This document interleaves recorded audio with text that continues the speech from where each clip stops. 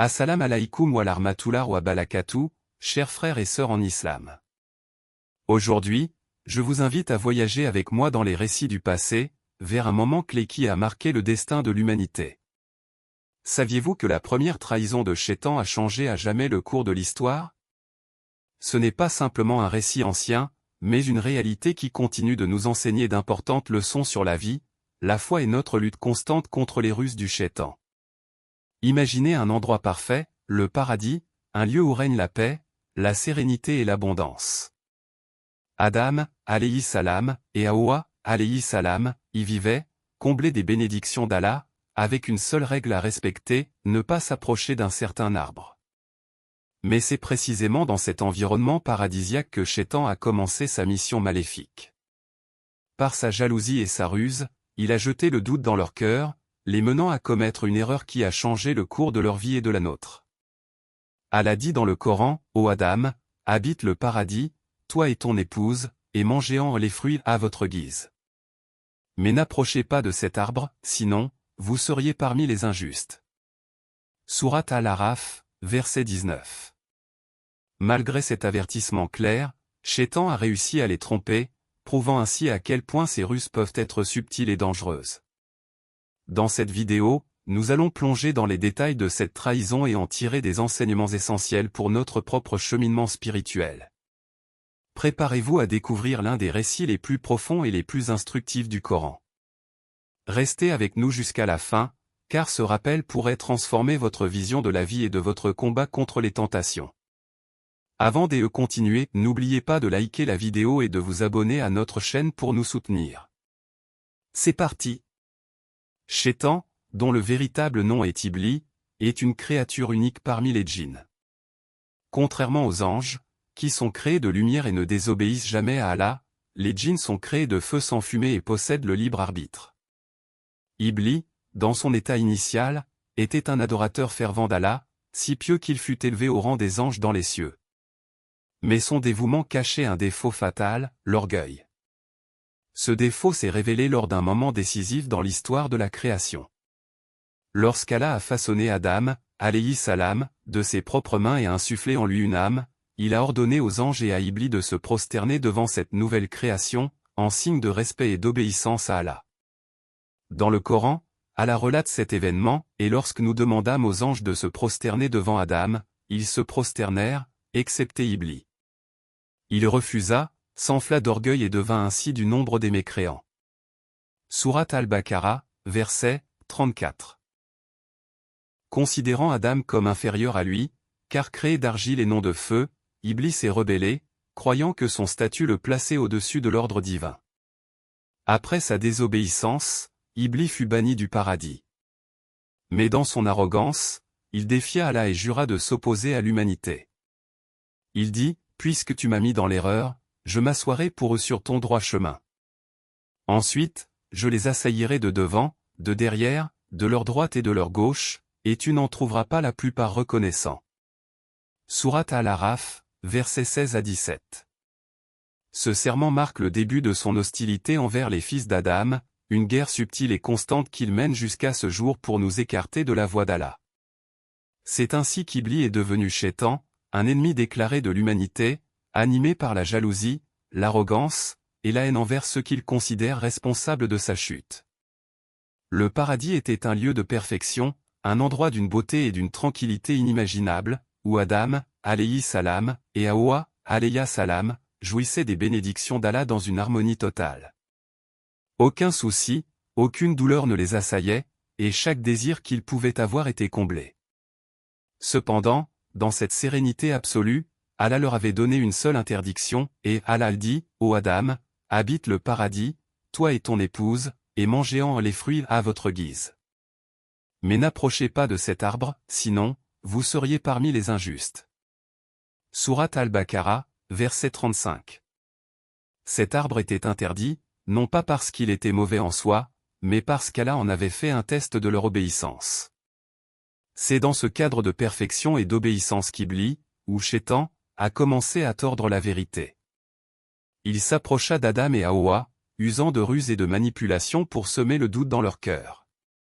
Plutôt que d'exprimer clairement son désir de les égarer, il leur parla subtilement et déformait la réalité, « Votre Seigneur ne vous a interdit cet arbre que pour que vous ne deveniez pas des anges ou que vous ne deveniez pas immortels. » Sourate Taha, verset 120. Il leur fit croire que l'arbre était un moyen de devenir plus puissant, plus proche de l'immortalité, ou même de ressembler à des anges, des êtres parfaits et privilégiés. Sa stratégie reposait sur un jeu subtil de séduction, il n'accusait pas directement Allah d'être injuste, mais il insinuait que l'interdiction de cet arbre était motivée par un désir d'empêcher Adam et Hawa d'atteindre un état supérieur. Shaitan embellit le péché en le présentant sous un jour attrayant, transformant une simple désobéissance en une opportunité irrésistible d'accéder à une forme de perfection qu'il pensait être leur destinée. En utilisant des mensonges déguisés sous des promesses séduisantes, Shaitan a su exploiter leur curiosité et les pousser à enfreindre l'ordre d'Allah. Cette tromperie montre à quel point Shaitan est rusé, usant de flatteries et de fausses promesses pour entraîner les croyants dans des pièges, leur faisant oublier les vérités divines. Lorsque Shaitan réussit à induire Adam et Hawa dans l'erreur en leur faisant manger du fruit défendu, une fois l'acte accompli, la réalité de leur désobéissance s'imposa à eux comme un choc brutal. Leur cœur, pur et innocent avant cette action, ressentit immédiatement la lourdeur de leur acte. Le Coran nous décrit ce moment dans la sourate Al-Araf, ainsi, il les fit tomber par ruse. Puis, lorsqu'ils eurent goûté au fruit de l'arbre, leur nudité se dévoila à eux, et ils commencèrent à se couvrir de feuilles du paradis. Et leur Seigneur les appela, « Ne vous avais-je pas interdit cet arbre et ne vous avais-je pas dit que Shaitan est un ennemi évident pour vous ?» Sourate Al-Araf, verset 22. Leur première réaction fut un regret immédiat, ils comprirent que ce qu'ils avaient fait était une transgression, et ce sentiment de honte les envahit. C'est alors qu'ils commencèrent à se couvrir, non pas simplement pour cacher leur nudité physique, mais pour dissimuler la culpabilité qui venait de naître dans leur cœur. Leur premier geste de regret n'était pas simplement un acte de honte, mais aussi un signe de repentance.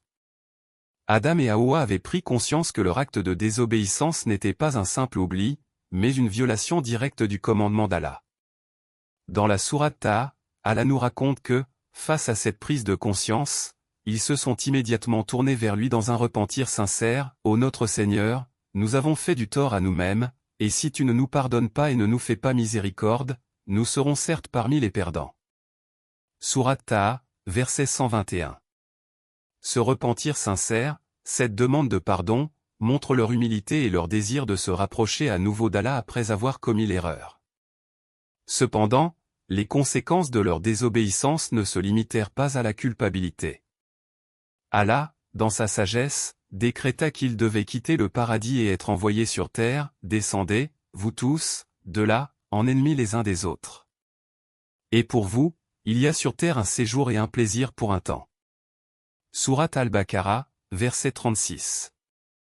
Cette expulsion symbolise non seulement les conséquences directes de leur désobéissance, mais aussi une leçon universelle pour l'humanité, chaque acte de désobéissance à Allah, même s'il peut être suivi de regrets et de repentir, entraîne des répercussions inévitables. Mais au-delà de la punition, cette descente sur terre devait aussi servir de commencement pour une nouvelle phase de leur existence, marquée par l'épreuve, la patience, et la chance de se racheter par la prière et la repentance. Après avoir goûté aux conséquences de leur désobéissance, Adam et Hawa ont immédiatement pris conscience de la gravité de leur erreur. Leur cœur était rempli de regrets, et ils savaient qu'ils avaient transgressé le commandement d'Allah. Dans ce moment de vulnérabilité, où la honte et la culpabilité les envahissaient, ils se sont tournés vers celui qui est le tout-pardonnant, le miséricordieux. Leur invocation fut un acte profond de repentance et d'humilité, « Ô notre Seigneur, nous avons fait du tort à nous-mêmes, et si tu ne nous pardonnes pas et ne nous fais pas miséricorde, nous serons certes parmi les perdants. » Sourate Al-Araf, verset 23. Cette prière démontre non seulement leur regret sincère, mais aussi leur pleine confiance en la miséricorde infinie d'Allah. Ils savaient qu'aucune autre créature ne pourrait leur accorder le pardon qu'Allah seul peut offrir. La beauté de ce moment réside dans la compréhension qu'Adam et Hawa n'étaient pas simplement en quête d'excuses, mais qu'ils cherchaient véritablement à se rapprocher d'Allah, en reconnaissant leurs fautes et en se soumettant humblement à sa volonté. Ils ne se sont pas justifiés, au contraire, ils ont accepté leur faiblesse humaine et ont reconnu que seule la miséricorde d'Allah pouvait les sauver. Et Allah, dans sa grande miséricorde, répondit favorablement à leur appel. Il leur accorda non seulement le pardon, mais il leur offrit également une nouvelle chance, une nouvelle vie sur terre avec des instructions claires pour leur rédemption. Il dit, « Descendez, tous les deux, du paradis. Ensuite, si un guide vient de moi, alors quiconque suivra mon guide n'aura ni crainte, ni chagrin. » Sourate Taha, verset 122. Par cette réponse, Allah montre à l'humanité que sa miséricorde est toujours disponible, aussi longtemps que le repentir est sincère et que le cœur est pur. La leçon ici est simple mais puissante, peu importe la gravité de nos erreurs, Allah, dans sa grandeur, est toujours prêt à pardonner à ceux qui se tournent vers lui avec un cœur repentant. Ce verset est un rappel constant que la miséricorde d'Allah surpasse sa colère et que, même après nos faiblesses, il nous accorde toujours l'opportunité de revenir vers lui. Les événements qui ont eu lieu dans le paradis entre Shaitan, Adam et Hawa ne sont pas simplement un récit ancien, mais des leçons intemporelles que nous devons appliquer dans notre vie quotidienne. Tout d'abord, il est essentiel de comprendre que Shaitan demeure un ennemi évident et déclaré pour l'humanité. Dans le Coran, Allah nous avertit clairement de ne pas suivre les suggestions de Shaitan, car il est un ennemi juré de l'homme. Shaitan est pour vous un ennemi, alors prenez-le pour ennemi. Sourate Fatir, verset 6. Cette mise en garde est d'autant plus pertinente aujourd'hui, à une époque où les ruses de Shaitan se manifestent sous diverses formes. Les pièges de Shaitan sont subtils et se cachent souvent derrière des apparences séduisantes. Il embellit les péchés, les rendant attrayants et faciles à justifier dans notre esprit. Par exemple, il nous pousse à croire que certaines actions mauvaises ne sont pas si graves, ou même qu'elles pourraient nous apporter quelque chose de bénéfique. Il sème également le doute en nous, surtout quand il s'agit de notre foi ou de notre relation avec Allah. Il instille l'orgueil, nous incitant à penser que nous sommes supérieurs aux autres, qu'aucune erreur ne peut nous arriver, ou que nous n'avons pas besoin de nous repentir. Ces ruses sont les mêmes que celles qu'il a utilisées pour tromper Adam et Hawa, et elles restent actuelles dans nos vies. Cependant, comme Adam et Hawa, nous devons comprendre l'importance cruciale de la repentance. Lorsqu'un musulman commet une erreur, il ne doit pas s'éloigner de la voie d'Allah mais revenir vers lui immédiatement avec un cœur sincère, en cherchant son pardon. Allah a montré qu'il est toujours prêt à pardonner ceux qui se tournent vers lui avec humilité et regret sincère. Ce principe de repentance constante est un pilier fondamental de notre relation avec Allah. Pour nous protéger des ruses de Shaitan, il est essentiel de rester vigilant et de nous rappeler sans cesse d'Allah. La pratique du dhikr, ou du souvenir d'Allah, est un moyen puissant de maintenir notre foi forte et de repousser les influences de Shaitan. La lecture régulière des sourates de protection, comme Al-Falaq et An-Nas, est aussi une recommandation divine pour nous prémunir contre ces tentatives de corruption. Ces petites actions quotidiennes créent une barrière spirituelle qui nous aide à rester sur le droit chemin, à nous rappeler d'Allah et à résister aux tentations du Shaitan. En restant proche d'Allah et en étant constant dans notre adoration, nous pouvons affronter les épreuves de la vie et repousser les pièges que Shaitan place sur notre chemin. En résumé, nous avons vu aujourd'hui comment Shaitan a trompé Adam et Hawa dans le paradis, en utilisant la séduction et le mensonge pour les égarer. Ce qui a commencé par une simple suggestion a conduit à la désobéissance d'Adam et Hawa, mais leur regret et leur repentance sincère ont attiré la miséricorde d'Allah, leur offrant une nouvelle chance. Nous avons aussi appris que les ruses de Shaitan sont toujours présentes aujourd'hui, essayant de nous éloigner du droit chemin en embellissant les péchés, en semant le doute et l'orgueil dans nos cœurs. Mais, comme Adam et Hawa, nous avons la possibilité de revenir immédiatement à Allah, chercher son pardon et nous protéger contre les pièges de Shaitan en pratiquant le dhikr et en restant vigilants dans notre adoration. La tromperie de Shaitan n'est pas terminée.